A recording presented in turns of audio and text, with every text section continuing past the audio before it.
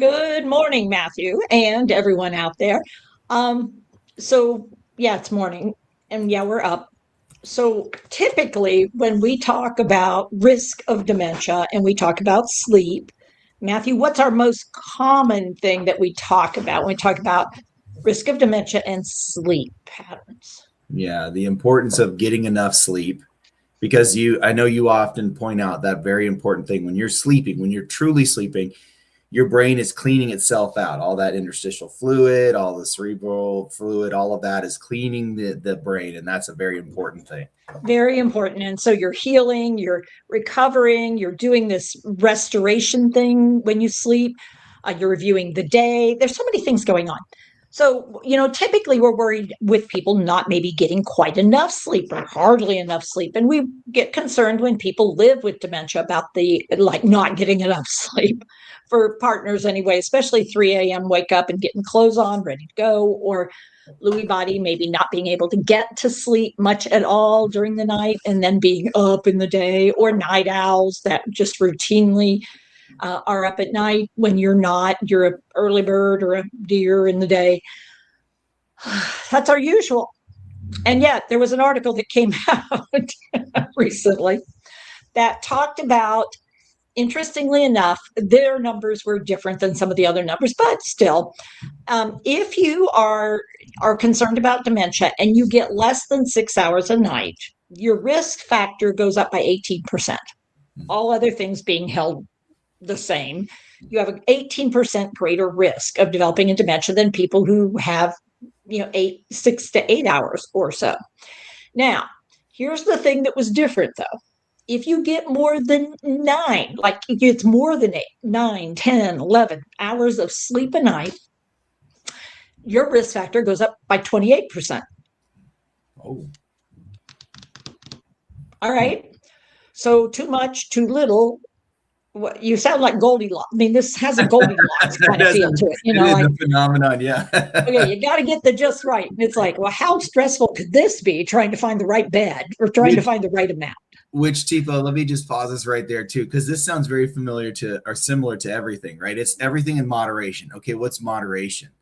What is the just right amount of anything and everything that you do? And that being What's tricky. enough? What's too much? What's not enough? I mean, the whole thing. And it's like, well, I'm really curious if you have a pattern throughout your lifetime. I mean, and you're solid on your pattern and you're not like setting alarms to get up. You just naturally wake up. You're getting up to pee, but then you go back to sleep one time a night. Maybe on those nights where you got a little carried away with what you drank really late, maybe twice.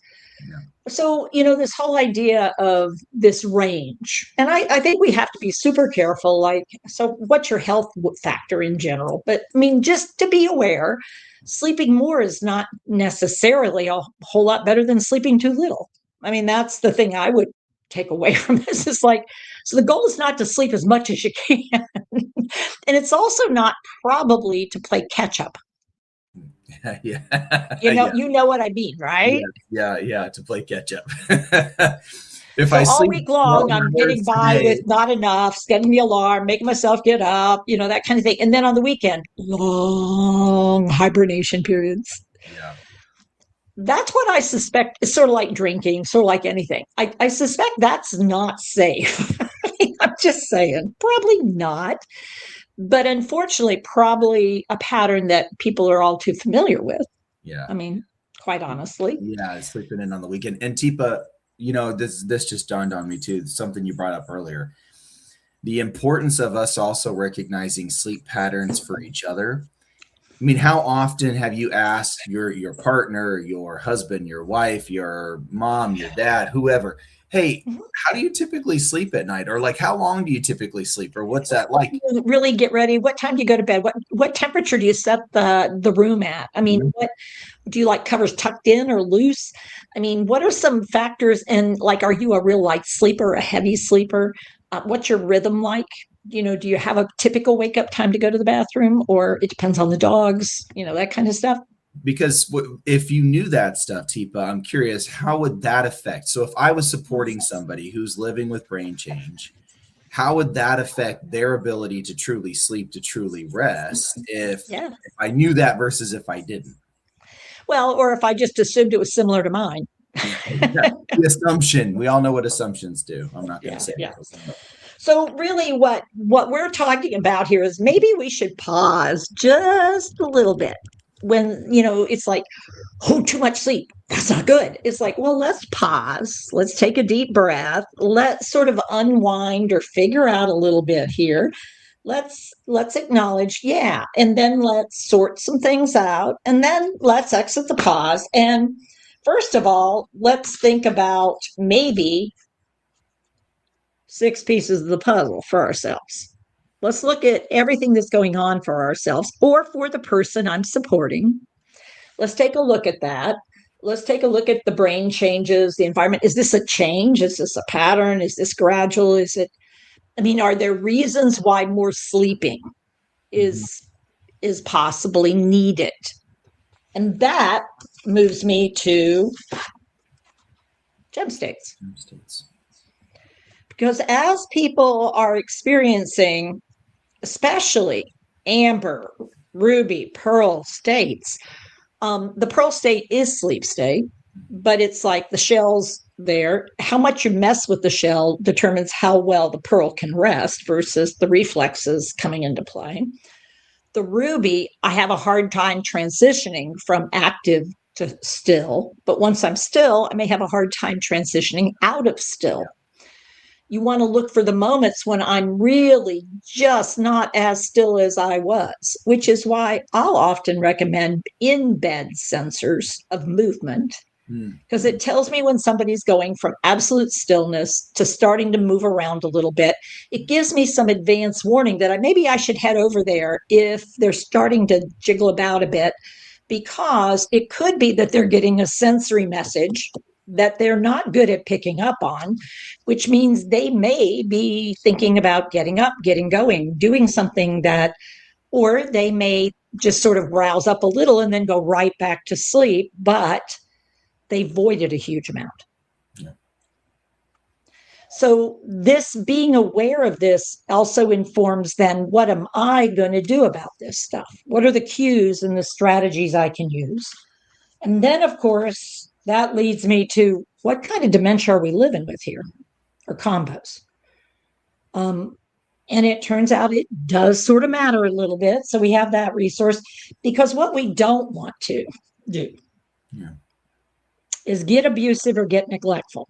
If we're noticing something and it is a change, we should get real curious. What's this change about? And if it's a pattern progression into dementia, okay, we figured it out. If we added a new med and the med is suppressing awareness, if we took away a med and the person is really, really having a hard time rousing up, is that okay? Is that not okay? What are we doing when the person's up? How are we transitioning? So, the whole idea of, when there's not much going on around me, I may drowse. I know I make a horrible passenger in a long car ride because I'll just go to sleep. I think I've seen that before in some of our long trips in the UK when we were driving. Yep, I'm out. Yeah. Yeah, I have no problem sleeping on a train, sleeping on a plane, sleeping in a car. I'm just like, the motion's fine. Goes back to, and as an infant, apparently I had horrible colic, which now that my children have children, more than likely I had an allergy to the milk products they were giving me. But, I just didn't, I only slept in the car. So they would take turns driving around to have me sleep some. Oh, wow. So it worked. So I'm really good at sleeping in the car. Not when I'm driving. I'm fine driving, but passenger. This sounds like you're going into our 5 Ps when you're talking about all this stuff too. Thinking about the place, the people, the props, the programming, and then the possibilities is ways to really consider all of the things that, okay, when we do notice a change in pattern, when we do notice something's happening, those are the clues that we can think of. What can we check into that has to do with that? And for you, that idea of like the prop, the car, that was a big thing for you, for the programming, the possibility of you actually getting sleep when you were a child. But the idea of someone in a space, like, are they just drowsing? What's going on in the environment? Did the temperature suddenly change? Or how about the blankets? Was somebody making noise outside of the room and didn't realize it was that loud? I mean, you could think of all sorts of things using that guide of what are the clues. Yeah, I mean, when we had kids, we could take them to concerts because they'd fall asleep in the concert. As soon as the concert was over, it was really quiet. Suddenly, they're Boom, up. yeah. Got too quiet. The vacuum cleaner So phenomenon. Yeah. the message this morning is we do have resources for you to start thinking about this stuff. They're called resource cards. I mean, you can print them yourself, you can take a look at them. Our goal at creating them and having them available is to help people become better detectives at figuring things out, at being curious about something, about not making assumptions, about not jumping to conclusions when you read an article. You know, so your risk goes up by 28% if you sleep more than 8 hours regularly. And it's like, I don't know, are you rested and restored? Maybe you're just one of those people your whole life that was like more needing a little more rest and restoration to come back full strength. Maybe it's the time of the day. Maybe it's the time of the year. It's time to quit lumping everybody together into a bell curve when it comes to me. I truly think we need to individualize our approach to this whole phenomena of brain wellness, brain fitness, brain function, brain neuroplasticity, neurodiversity, and even neurodegeneration. So, hope you got some good sleep last night. If you're concerned about sleep, you want to just talk about it. I mean, we don't do any diagnostics. We just sort of like, let's talk. Let's figure this out. Let's be curious. Maybe you might want a conversation with someone. And if you don't have a good friend to have a conversation with who's curious with you, that may be the missing piece. Yeah, come on down. All right, everybody.